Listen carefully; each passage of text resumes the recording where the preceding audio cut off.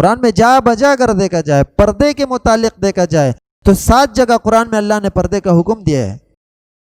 اور 70 کے قریب احادیث ہے جس میں پردے کا ذکر آتا ہے۔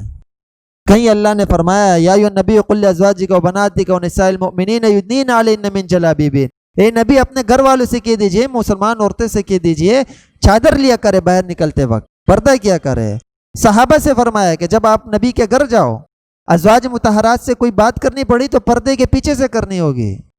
جا بجا اللہ نے ارشاد فرمایا قل للمؤمنین یغضوا من ابصارہم، فرمائے مومنوں سے کہہ دیجئے باہر جب نکلا کرے تو اپنی نگاہیں نیچے رکھے، نامحرم عورتوں کی طرف مت دیکھے، اور عورتوں کو الگ سے ارشاد فرمایا وقل للمؤمنات یغضضن من ابصارہن، مومنات مومن عورتوں سے کہہ دیجئے کہ جب وہ باہر جائے تو اپنی نگاہیں نیچے رکھے، ان کو الگ سے ارشاد فرمایا۔ تو اسلام نے کتنا زور دیا ہے اس مسئلے پر کہ عفت معاشرے میں قائم رہے، معاشرہ پاک دامن رہے، معاشرے میں بے حیائی نہ پھیلے، فواہشات نہ پھیلے۔ اللہ نے اس پر سخت زور دیا ہے،